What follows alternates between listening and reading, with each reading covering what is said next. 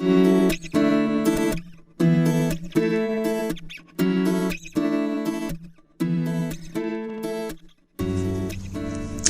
1977, IFONT met in Vail in Colorado in the States.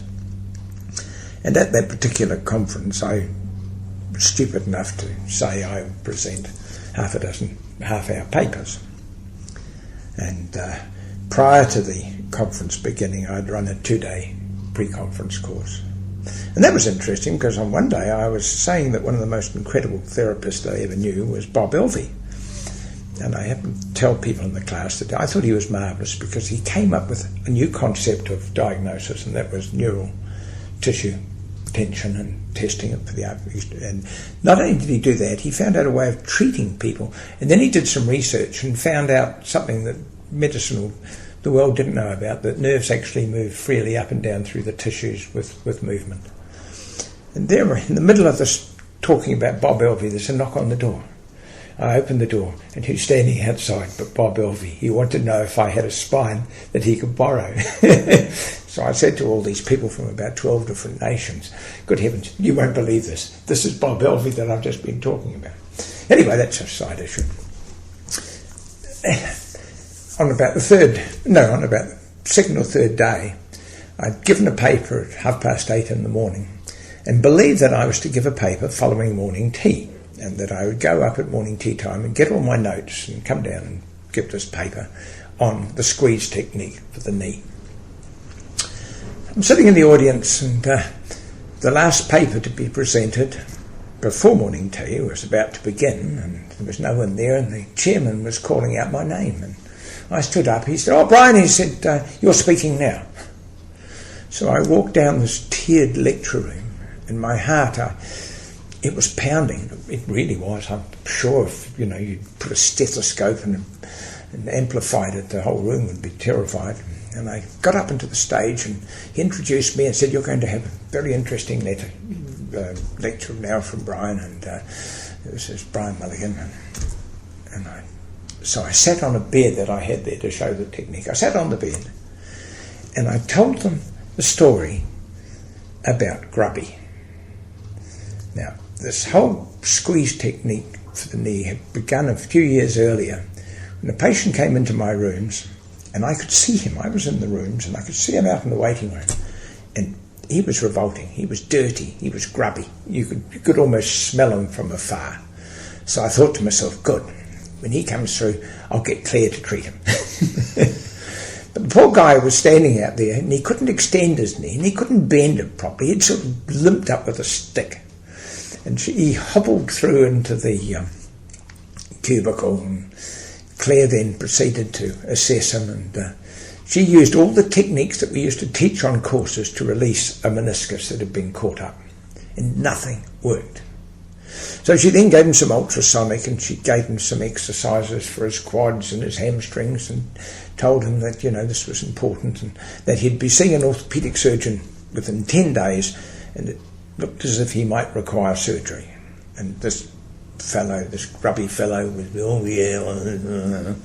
When he came in the second day, he said to Claire, and I could hear him, I was with another patient, he said, "I don't know what I'm coming here for." He said, "I know better, my knee still won't straighten and it still won't bend. I'm not going to come back here." And hearing this conversation, I said to the patient I was treating, "Look, excuse me, I have a problem to deal with."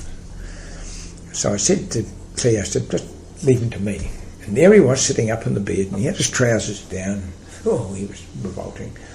And you could see a little swelling over where the anterior horn is in the knee, and this knee was slightly bent. So I thought, well, for my own salvation, I should just at least test him and put my hands on him. And I went up to this guy, and I placed my thumb where this little swelling was, and I grabbed his foot, and I was going to do a McMurray's test for a meniscus.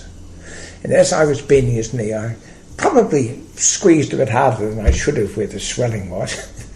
And as a result of that, his knee suddenly bends all the way up, and I maintained the pressure on his knee, and it straightens out. He said, "You fixed me." And I said, "Well, temporarily," I said, "just a minute."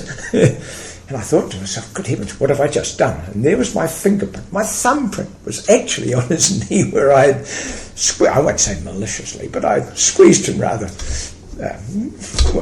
unkindly. And so I again put my thumb in the same place. I grabbed his foot and I squeezed it. And yes, bent all the way up and straightened out. And then he bends it up and he said, it's better. And he sits on the end of the bed and he swings his leg and he stands up, and I said, just a minute. I said, you're seeing the orthopaedic surgeon next week, and it could be that you could walk out of these rooms, down the stairs, and could lock up again. So we'll see what the orthopaedic surgeon says next week. So, goodbye. And he looks at me and said, but please, can't I come and see you on Friday? Now here he was a few minutes before, who I don't know what I'm coming here for. And I said to him, of course, because I wanted to know what in fact had happened and whether it would last. And I always tell the story that for 2 nights I had grubby dreams. I dreamt about Grubby for 2 nights. What had I done? What happened? And the only explanation I could come up with was that maybe his meniscus was slightly distorted as a result of a twist. And it wasn't lying as it should. And when I pushed where I did, it just repositioned it while movement was taking place. And that's why it suddenly felt better. And when he did come in on the Friday, and I can remember all morning saying, oh, when's he coming? When's Grubby coming? Oh, I couldn't wait for Grubby to arrive. And when he arrived, I couldn't even smell him anymore. I rushed him through the cubicle to have a look, and he was fine.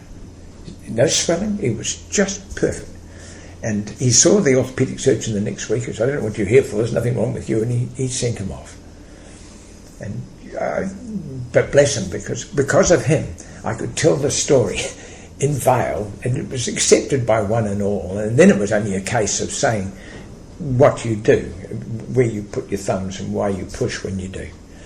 And when you flex a knee, it doesn't matter where you palpate round the perimeter, there is always a time during full flexion and extension that a space will appear because of the shape of the lower end of the femur on the tibia. A space will always appear where you can push into the centre of the joint.